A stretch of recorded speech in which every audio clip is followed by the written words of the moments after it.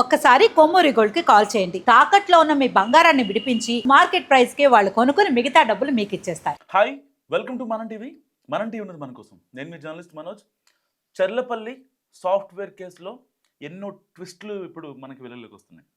ఇప్పటి వరకు కేవలం పిల్లల్ని తీసుకెళ్ళి బలవన్మరణానికి పాల్పడింది, అసలు పిల్లల్ని ఎందుకు చంపింది అనేది ఇక్కడ ఇన్ని రోజులుగా మెదులుతున్న ప్రశ్న.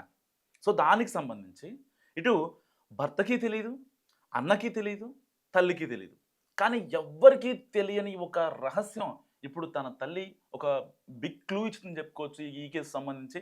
సో ఇన్ని రోజులు బట్టి సాఫ్ట్వేర్ వాళ్ళ మదర్ ఎవరైతే ఉన్నారో ఆ పుష్పారెడ్డి, సో పర్టికులర్గా ఎందుకు ఆ అమ్మాయి చచ్చిపోయిందో నాకు తెలీదు.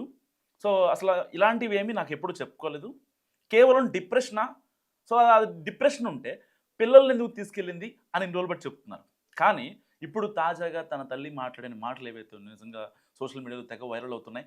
పర్టికులర్గా ఆవిడన్న మాట ఏంటంటే, నువ్వు పోతే పోయావు కానీ పిల్లల్ని ఎందుకు తీసుకెళ్ళావు అనే మాట మాట్లాడారు. ఒక తల్లి తన కూతురు, తన మనవళ్ళు మనవరాళ్ళు ఏదైనా ఇబ్బంది అవుతుందంటే ఏ అమ్మమ్మ ఏ నానమ్మ అసలు అసలు ఒప్పుకోలేదు, దాన్ని డైజెస్ట్ చేసుకోలేదు, యాక్సెప్ట్ చేయరు కూడా. సో జీవితాంతం తన మనసులో ఉండే ఒక నలుసు లాంటిది ఆ సమస్య, ఆ పెయిన్. సో ఒక కేసులో ఆ అమ్మాయి చనిపోయినా సరే పిల్లల్ని ఎందుకు చంపేశామని చెప్పి వాళ్ళ తల్లి మాట్లాడిన మాటలు ఏవవుతున్నాయో ఇప్పుడు పోలీసుల ఇంట్రాగేషన్కి ఇవి సరిగ్గా ఆధారాలు సాక్ష్యాలుగా మారాయి. సో పర్టికులర్గా భర్తకి తెలీదు, అన్నకి తెలీదు, తల్లికి తెలీదు, అంటే some external force is there. ఏదో జరిగింది. ఇప్పటిదాకా కాల్ రికార్డింగ్ సంబంధించి గంట సేపు అన్నతో మాట్లాడారు, లేదంటే ఇలాంటివి ఇవి వాస్తవాలు మాత్రమే మనం చూస్తూ ఉన్నాం. కానీ ఇప్పుడు తన తల్లి చెప్తున్న దాని ప్రకారం అండ్ పోలీసుల ఇంట్రాగేషన్ ప్రకారం ఇక్కడ డిప్రెషన్ అనే మాటే అసలు రానే రావట్లేదు ఎక్కడా కూడా. సో ప్రాథమికంగా నిర్ధారించింది పోలీసులు ఏంటి, ఆవిడకై ఆవిడే వెళ్ళిపోయి పిల్లల్ని తీసుకొని వెళ్ళి చచ్చిపోయింది అనేది ఇప్పటికీ కూడా రైల్వే పోలీసులు చెప్తున్న పరిస్థితి. దానిపై మరింత క్లారిటీ ఇచ్చే అవకాశం ఉంది, రైల్వే పోలీసులు ఇస్తారు కూడా. సో దానికి సంబంధించిన వాట్సాప్ మెసేజ్లు కావచ్చు, ఇటు ఇన్స్టాగ్రామ్ మెసేజెస్ కావచ్చు, వాట్సాప్ కాల్స్ కావచ్చు, దానికి సంబంధించిన నార్మల్ కాల్ రికార్డింగ్స్ కావచ్చు, వీటన్నిటిని చాలా క్షుణ్ణంగా పరిశీలిస్తున్నారు. ఒక పక్క అన్న చిరంజీవి ఏమో ఈ కేసును త్వరగా తేల్చాలంటూ ఆయన చాలా మదన పడుతున్నారు. నిజంగా ఒకవేళ కనుక ఆ టైంలో నాకు ఫోన్ చేసి ఉంటే, అందరూ ఫోన్లు మాట్లాడుకుంటున్నారా అన్నారు. సో దానికి సంబంధించి ఆవిడ నాతో లాస్ట్ కాల్ మాట్లాడలేదు. జనవరి 30 రోజున ఏదైతే దానికన్నా ముందు వెళ్ళి కూతురుని తీసుకురావడం, తర్వాత విశాల్ రెడ్డి హాస్టల్కి వెళ్ళి వాళ్ళ ప్రిన్సిపల్తో దురుసుగా మాట్లాడటం, ఈ విషయాలన్నీ నాకు అప్పటికప్పుడు తెలిసింది. తన తల్లి పుష్పారెడ్డి ఎప్పుడైతే అంటే మీడియాతో మాట్లాడిందో అప్పుడు చెప్పారు ఆవిడ, ఎక్కడికి వెళ్తున్నావు ఏంటి అన్న తర్వాత అప్పుడు నాకు మా కూతురు ఇట్లా చెప్పింది, మేము పిల్లల్ని తీసుకొని ఫంక్షన్కి వెళ్తున్నా అని చెప్పిందని చెప్పి ఆవిడ తల్లి పుష్పారెడ్డి చెప్పారు. సో ఇవన్నీ కనుక కలగలుపుకుంటే ఇక్కడ క్లూ ఒక రకంగా దొరికిందని చెప్పుకోవాలి. సో అంటే ఏదో ఎక్స్టర్నల్ ఫోర్స్ విజయారెడ్డిని ఫోర్స్ చేస్తుంది.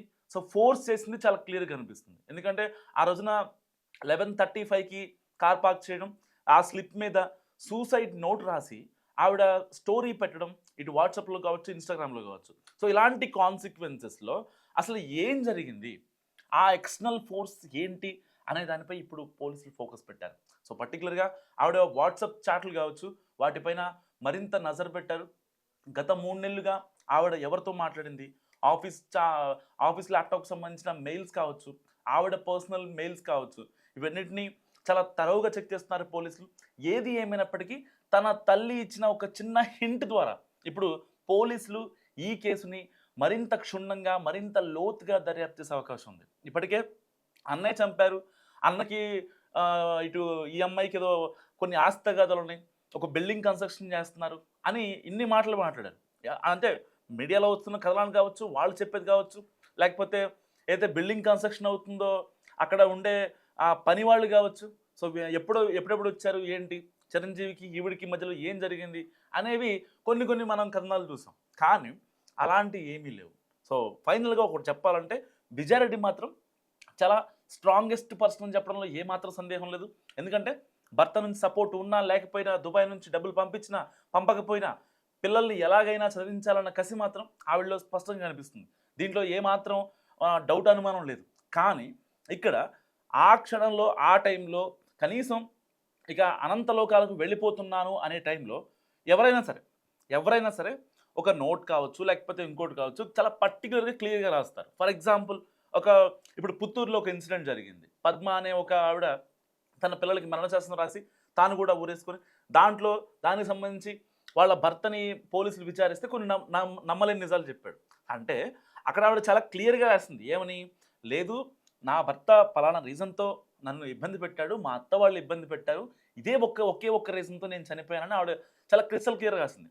కానీ ఇక్కడ ఈవిడ సాఫ్ట్‌వేర్ మాత్రం చల్లపల్లి సాఫ్ట్‌వేర్ కేసులో మాత్రం ఎలాంటి హింట్ ఇచ్చే ప్రయత్నం చేయలేదు. కేవలం నా చాలా ట్రై చేశాను బ్రతకడానికి, కానీ నా వల్ల కాలేదు. అంటే దీన్ని బట్టి వాళ్ళ అమ్మ మాట్లాడిన దానికి సింక్ చేసుకుంటే, ఏదైతే వాళ్ళ అమ్మగారు మాట్లాడారో పుష్పారెడ్డి గారు, నా కూతురు పోతే పోయింది, పిల్లలు ఎందుకు చనిపోవాల్సి వచ్చింది, నువ్వు పోతే పోయావు, పిల్లల్ని కూడా ఎందుకు తీసుకెళ్ళావు అనే మాట ఇప్పుడు పుష్పారెడ్డి గారు మాట్లాడారు.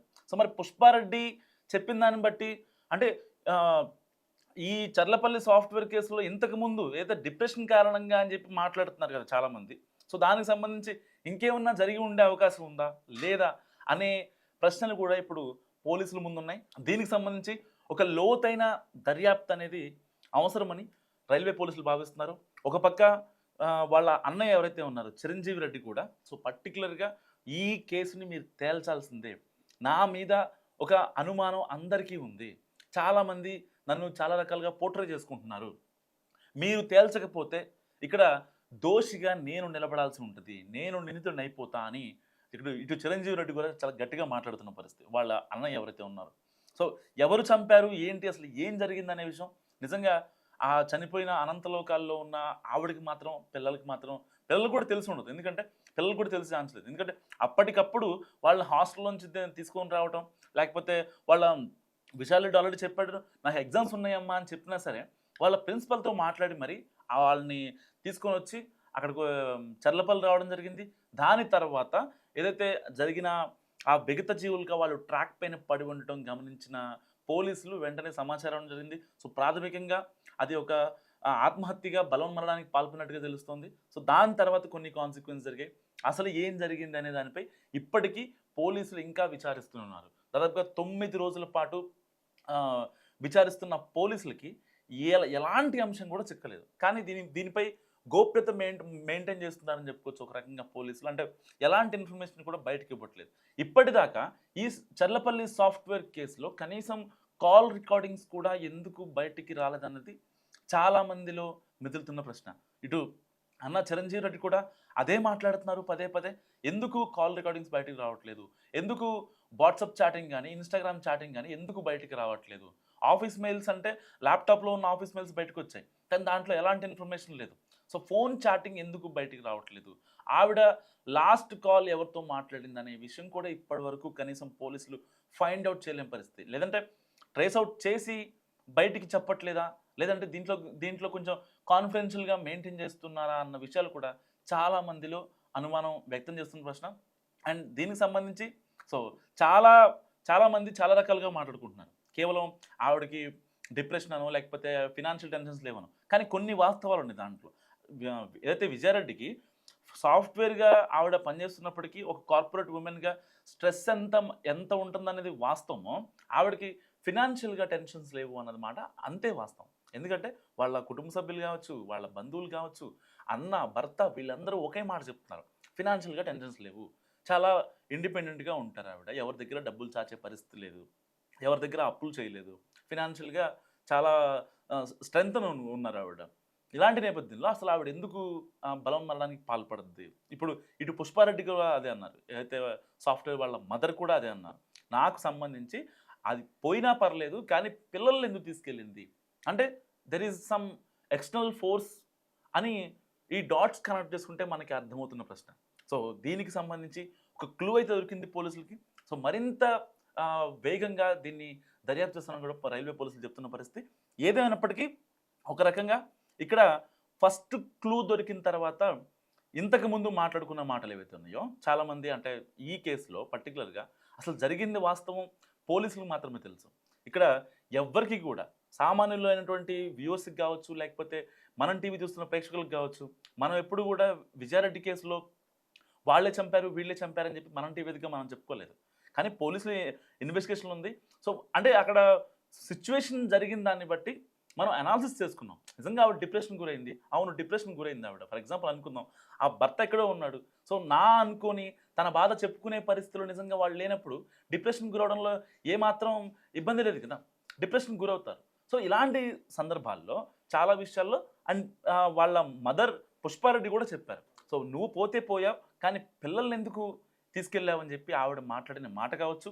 అండ్ ఏ వ్యక్తి అయినా, ఎవరైనా అనంతలోకాలకు వెళ్తున్నాం, ఇదొక సామూహిక బలవన్మరణానికి పాల్పడుతున్నప్పుడు కనీసం ఇంట్లో అమ్మకు కావచ్చు, అన్నకు కావచ్చు, భర్తకు కావచ్చు, ఎవరో ఒకరికి మస్ట్‌గా ప్రాపర్ ఇన్ఫర్మేషన్ మేము ఇలా అవుతున్నామని చెప్పి కనీసం ఇన్ఫర్మేషన్ ఇస్తారు ఎవరైనా.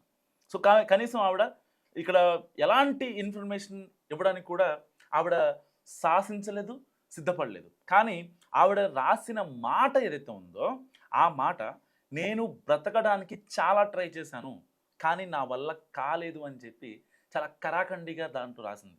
దాన్ని బట్టి అండ్ ఈవిడ మదర్ చెప్పిన దాన్ని బట్టి ఏదో ఒక ఎక్స్టర్నల్ ఫోర్స్ అయితే ఉందని మనకు అనిపిస్తుంది. సో మనం ఇప్పటిదాకా మాట్లాడుకుంది విజయారెడ్డిని బ్లేమ్ చేయడానికో, లేదంటే వాళ్ళ అన్నని ఇచ్చడానికి కాదు.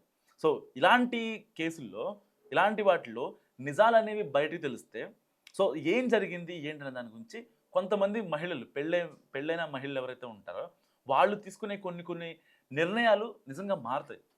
ఫర్ సపోజ్ ఎంత స్ట్రాంగ్గా ఉన్న ఈ చర్లపల్లి సాఫ్ట్వేర్ కావచ్చు, ఇంకొక మహిళ కావచ్చు, వాళ్ళ ఎండ్ ఆఫ్ ది డే వాళ్ళు నిజంగా పిల్లల కోసం, ఫ్యామిలీ కోసం బతుకుతారు. ప్రేమించి పెళ్లి చేసుకున్న, లేకపోతే అరేంజ్డ్ మ్యారేజ్ చేసుకున్న ఎవరైనా సరే ఎండ్ ఆఫ్ ది డే పిల్లల కోసమే బతుకుతారు. కాబట్టి అలాంటి మహిళలు, ఏ ఒక్క మహిళ ప్రాణం పోకూడదని, స్ట్రాంగ్గా ఉండే ఏ మహిళ కూడా, ఫ్యామిలీ గురించి ఆలోచించే ఏ మహిళ తనకి ఇంట్లో ఉన్న ప్రాబ్లమ్స్ వలనో, తన భర్త ఇబ్బంది పెడుతున్నాడనో, తన భర్త పట్టించుకోవట్లేదనో, ఇలాంటి రీజన్స్తో ఏ మహిళ కూడా తన ప్రాణాలు పోకూడదని ఆ రీజన్ని విశ్లేషించే ప్రయత్నం చేస్తుంది మనం టీవీ తప్ప ఇంకెవరి మనోభావాలు ఇబ్బంది పెట్టాలని కాదు. ఒకవేళ తెలుసో తెలియకో ఎవరి మనోభావాలన్నా ఇబ్బంది పడితే నేను అపాలజీ చెప్తున్నా మీకు. సో పర్టికులర్గా ఈ చర్లపల్లి సాఫ్ట్వేర్ కేసులో మీరేమనుకుంటున్నారో మస్ట్ కామెంట్ చేయండి. చూస్తూనే ఉండండి మనం టీవీ.